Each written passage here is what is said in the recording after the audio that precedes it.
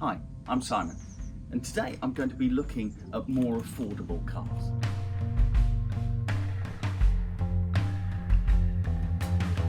Most of the electric market, or certainly the big electric market, will come for second car ownership. And at the moment, if you can't really stump up £40,000 plus for a Tesla, which are arguably the market leader in the electric car world, then you need to look at something more affordable. There are a host of manufacturers that are looking at electric cars, or that within the small range and below £30,000. And what I'm looking at is one today, which is the Vauxhall E-CORSA. And you can get deals along with the government incentives that are going to bring this around about £25,000 to £26,000. And similarly priced cars are available from Renault, Kia, and Peugeot. And in fact, actually, the Peugeot 208 is on exactly the same platform as this. So you just need to have a look and understand which is the best for you in terms of spec and what dealership deal you can get. So this one is a standard model E-CORSA with it's got the optional extra paint, but other than that it's completely standard, and comes very well spec'd with things like sat nav and cruise controllers as standard. Anyway, let's have a look at these.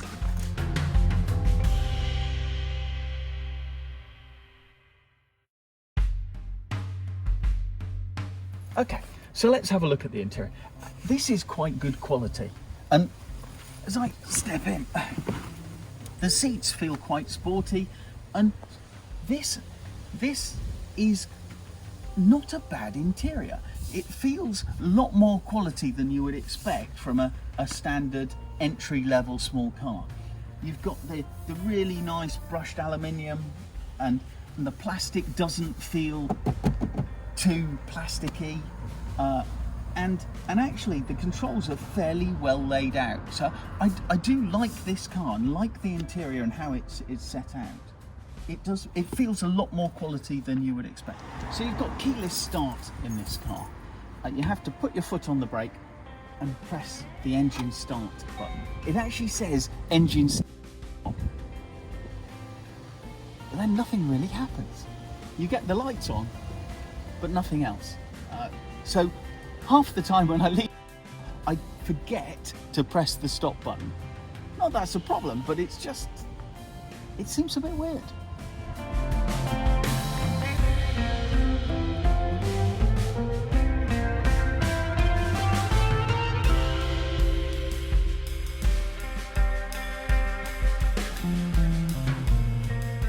Okay, so how does this drive?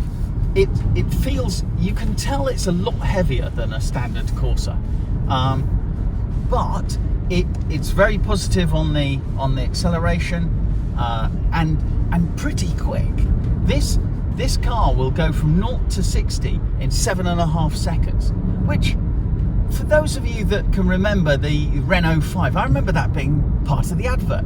0 to 60 in 7.5 seconds. Okay, that might have been 40 years ago, but 7.5 seconds still today is quick car. We're talking BMW 3 Series 325 kind of territory. So you actually have different driving modes in this car.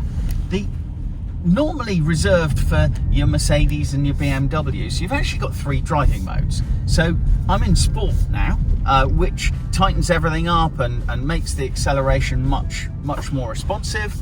You've got a normal mode, which gives you, understandably, a more normal driving experience. Okay, so switching it into eco mode will actually turns off some of your air conditioning and your heating, and slows your acceleration down further by the feel of it. It does feel a bit sluggish, but if you're running towards the end of your range, it probably might just get you home.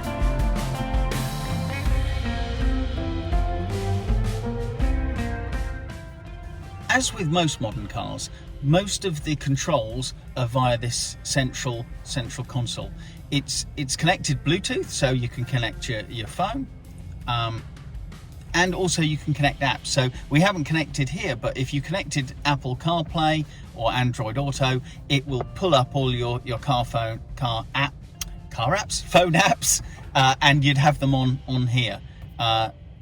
And you've also got a car app, which is energy, just really explaining some of the stats around how you're driving, and obviously encouraging you to drive slightly more economically. So then you click on the car. So these are the fast buttons down the side, and this is just your standard car controls and vehicle settings. I'm sure there's nothing new there. And then if I come over here, you've got the radios, you've got your presets, the frequencies, and then other sources should you want to add in external bits and pieces. Okay, and also here you've got a satellite navigation. This is standard on all of the E-Corsas. So normally you might pay up to £1,000 for it as an option in most cars. In this one it's standard, so that's a nice addition, and actually makes the Corsa slightly more affordable if you're comparing it to some of the other electrical options from like Peugeot, the E208, which would be a comparable car. There's also some standard buttons here, and I have to confess, I have no idea what some of these things are. Ah yes, I think that one locks the back doors.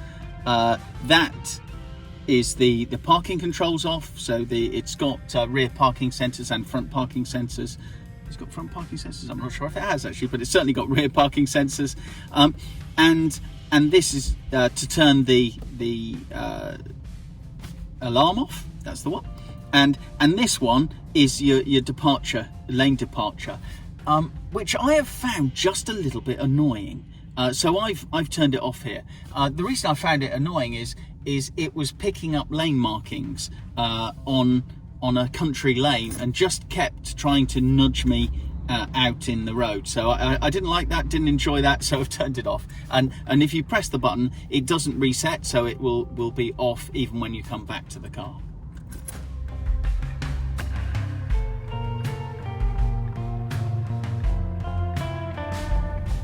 It seems these days that you're getting more and more controls on your steering wheel, and this car just has an unbelievable amount of buttons, so I can't even begin to understand what half of them are for. So as I look at this, actually I think this side are cruise control, so it's cruise control and speed limiter, and then you've got a natty little, I quite like this actually, a natty little speed reducer and increaser there. So that must be, I haven't used the cruise control yet, but that must be fairly handy, and actually the buttons feel quite nice. They're kind of rubbery, and also you've got a memory button here, and then another button with nothing on it, which I'm guessing is just a blank.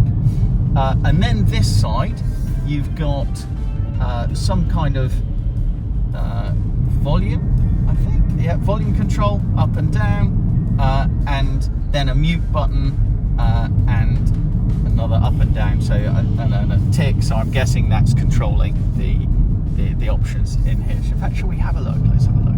Let's see. Oh yeah, there you go. So what that does is it scrolls up and down your channels, and then you can click Radio 3 if you so wish. And then you've also got telephone controls on here. So actually, I mean, they're all functional. It just seems that why would you, in such a small car, have so many on the steering wheel when actually... So the 0 to 60 in this is 7.5 seconds, which is quite quick for a small car. So let's see how it goes. So I'm going to put it in sport mode and then go. That feels good. That doesn't feel slow at all. 60, there you go.